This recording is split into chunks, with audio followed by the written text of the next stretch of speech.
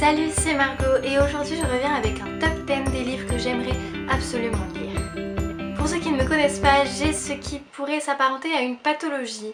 Vous savez, le fait d'acheter toujours des livres et d'avoir quand même une liste de livres à acheter qui est genre immense, ben ouais, c'est à peu près ce que j'ai. Malheureusement, je crois que ça ne se soigne pas. Donc, ayant une liste très grande, j'ai décidé de vous en faire un top 10, comme ça vous pouvez peut-être me donner genre votre avis ou ce que vous avez pensé de ces livres, comme ça j'aurai peut-être un peu moins de mal à choisir mes livres la prochaine fois que je vais dans une librairie. Ça me fera peut-être gagner un peu de temps. Je vais donc sortir ma grande liste qui se trouve sur ce magnifique portable et je vais essayer de vous en faire un top 10. Je commence donc par le tout premier livre qui se trouve dans mon top 10, c'est-à-dire Pitié pour leurs âmes par John Searles. Je ne sais pas si je le prononce bien, mais c'est pas grave, hein. On va continuer, on va faire comme si de rien n'était. Je pense que vous allez bien rire tout au long de ce top en m'entendant prononcer les noms de famille, parce que des fois c'est un peu compliqué quand même, hein, mais on va essayer quand même de finir cette vidéo. Et surtout de la commencer. Donc Pitié pour leurs âmes, c'est un thriller, mais je pense aussi qu'il y a une pointe de fantastique. J'ai l'impression que ça ressemble un peu à la série Ghost Whisperer, donc je sais pas si vous connaissez, c'est avec Jennifer Love Hewitt, et en fait elle fait passer les fantômes de l'autre côté. Et j'ai l'impression que c'est un peu le cas, donc en fait on a une jeune fille dont le métier de ses parents est d'aider les morts à passer de l'autre côté. Ses parents reçoivent donc un appel en pleine nuit un soir et malgré que ce ne soit pas inhabituel dans leur métier, cette jeune fille trouve quand même cet appel bizarre et s'ensuit je crois une disparition. Je ne sais pas vraiment plus, je veux dire j'ai pas cherché non plus à me spoiler carrément le bouquin avant de le lire. Mais ça m'intéressait vachement parce que déjà j'ai adoré la série Ghost Whisperer, donc tout ce qui parle de fantômes, moi j'aime bien.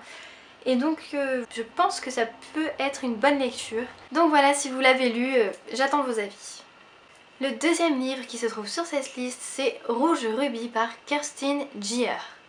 Donc Rouge Rubis, de quoi ça parle?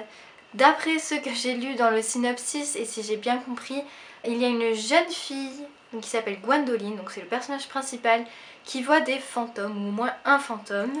Et je sais qu'il y a une histoire donc de voyage dans le temps, ça m'a l'air un peu compliqué comme ça. Je pense que le synopsis n'est pas non plus très détaillé, mais ça m'a vraiment donné envie de le lire. Le seul truc qui m'a empêché d'acheter ce livre pour le moment, c'est la couverture que je trouve vraiment, mais vraiment pas top. J'adore acheter des livres avec des jolies couvertures qui rentrent vraiment bien dans la bibliothèque. Et là, il se trouve qu'ils ont eu la très mauvaise idée de reprendre la couverture, enfin l'affiche du film en couverture du livre et j'ai toujours horreur des éditions qui font ça. Je trouve ça mais... Non, un film n'est pas le livre, ce n'est pas pareil, non, non. Enfin bref, tout ça pour dire que donc la couverture ne m'attire mais absolument pas. Mais c'est vrai que j'en ai entendu beaucoup de bien sur internet et je me suis donc dit pourquoi pas le lire. Après tout, le voyage dans le temps, des fantômes, il y a plein d'éléments qui peuvent me plaire donc pourquoi pas. Le livre suivant qui se trouve dans ma liste est Multiversum par Leonardo Patrignani. Multiversum est une trilogie et j'ai surtout été attirée par la couverture contrairement à Rouge Rubis qui je trouve est vraiment mais vraiment jolie. Ce roman parle de dialogue télépathique, d'univers parallèles, enfin c'est très fantastique et j'adore ça donc je me suis dit pourquoi pas.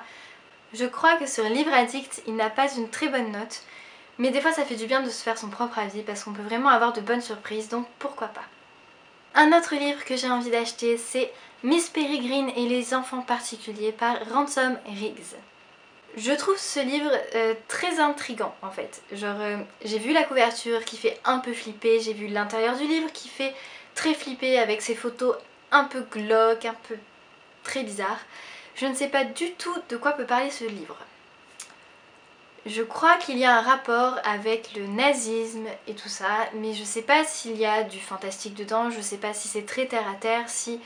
Enfin je sais pas, ce livre m'intriguait en fait beaucoup. Je trouve l'édition vraiment jolie et j'ai eu beaucoup d'avis positifs sur internet ou sur d'autres chaînes booktube.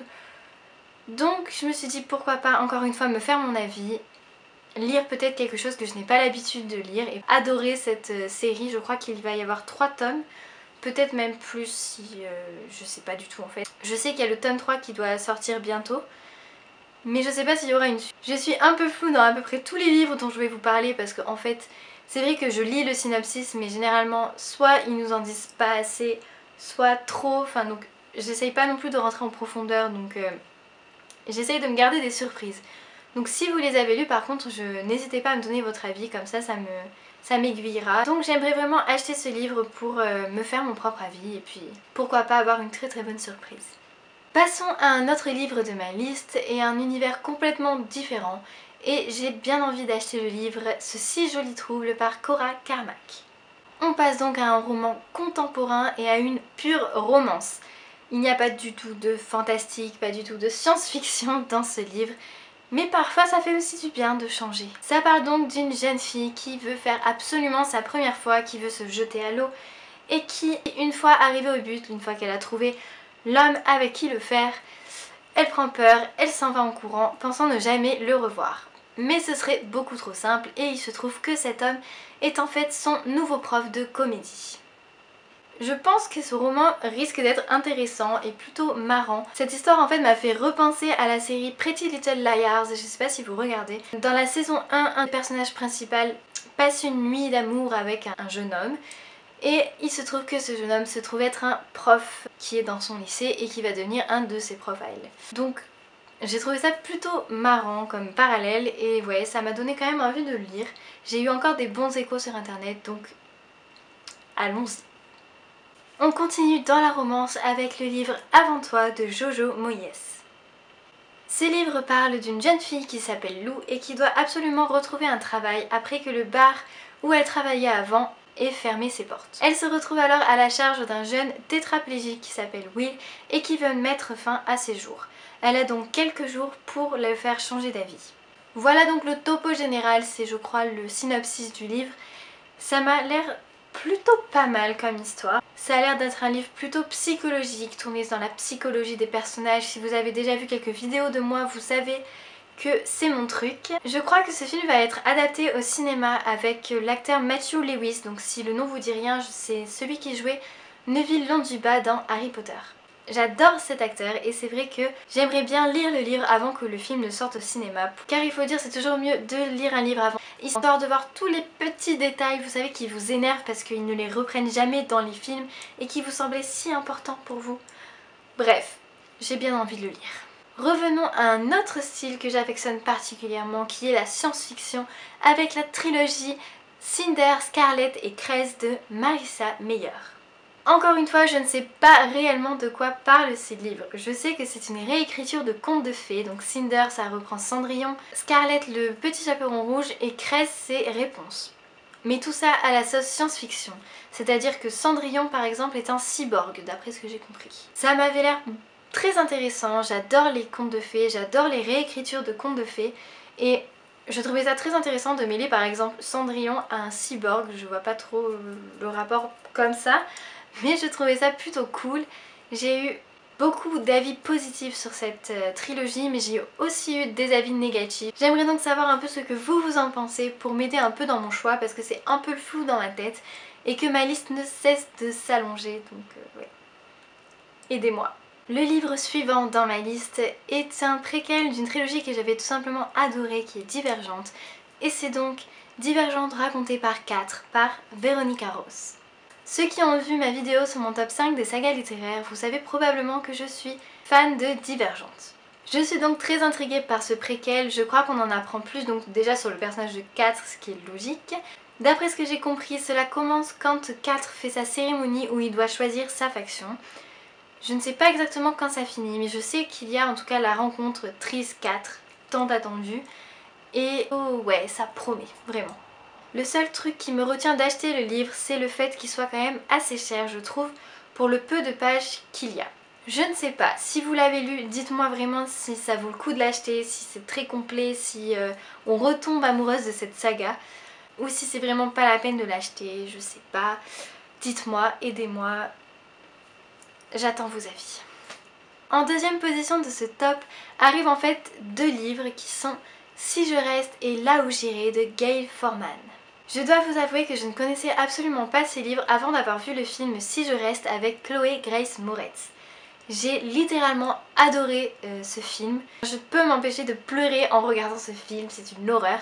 Mais je me suis dit que comme la plupart du temps les livres sont encore meilleurs que les films, pourquoi ne pas me plonger encore une fois et ne pas pleurer encore une fois sur cette histoire. Pour ceux qui ne connaissent pas, c'est l'histoire de Mia, une jeune fille qui a un accident de voiture avec toute sa famille et qui tombe dans le coma. Toute l'histoire va être de savoir si elle doit rester ou si elle doit partir. C'est un drame très psychologique je trouve et j'ai vraiment adoré le concept. J'ai donc vraiment très envie de lire ce livre qui me fera replonger dans l'histoire du film, de retrouver l'histoire d'amour de Mia, de Adam, enfin... Ouais, j'ai vraiment envie de les acheter, donc ne me dites pas qu'il est nul parce que je serais très déçue. Le tome 2, je ne sais pas vraiment de quoi il parle, je sais que ça se passe après le tome 1, ce qui est à peu près logique normalement. Mais je ne peux pas non plus vous en parler sans vous spoiler le tome 1. Je vais donc rester très vague et juste vous dire que Adam est devenu une rockstar. Voilà, ça n'en dit absolument rien sur le livre. Mais c'est trop compliqué de pas spoiler donc je ne dis rien. Je laisse donc découvrir ces livres pour ceux qui ne l'ont pas encore lu. Et ceux qui l'ont lu, n'hésitez pas encore une fois à me donner votre avis. J'en arrive donc à la toute première place de ce top. Le livre que j'ai absolument envie d'acheter et que j'espère qu'il n'y aura pas que des avis négatifs par rapport à ça. C'est La 5e vague. On retourne encore une fois à mon genre de prédilection, c'est-à-dire la science-fiction. Et on se retrouve en plein milieu d'une invasion extraterrestre. Il y a donc déjà eu 4 vagues et ils en attendent une 5e. Sachant que la première vague est une extinction des feux, c'est-à-dire je pense que toutes les lumières du monde s'éteignent en même temps, ce qui est à peine stressant. La 2e vague est une déferlante, la 3e est une pandémie et la 4e vague est le silence, ce qui est encore beaucoup plus stressant. Ils attendent donc la 5e vague et on n'en saura pas plus, enfin je ne veux pas en savoir plus. Donc j'espère vraiment aimer ce livre parce que je l'attends avec impatience dans ma bibliothèque et je serais tellement déçue si je l'aimais pas, enfin bref, je vous en dirai des nouvelles. Donc voilà pour ce top 10 des livres que j'ai considérablement envie d'acheter. J'attends donc avec impatience tous vos retours, vos avis, vos conseils sur ces livres. J'ai très hâte de vous lire. En attendant, j'espère que cette vidéo vous aura plu. Si c'est le cas, vous pouvez toujours l'aimer. Vous pouvez aussi vous abonner à ma chaîne si vous voulez continuer de me suivre sur YouTube. Et moi, je vous dis à très vite pour de nouvelles vidéos. Bye!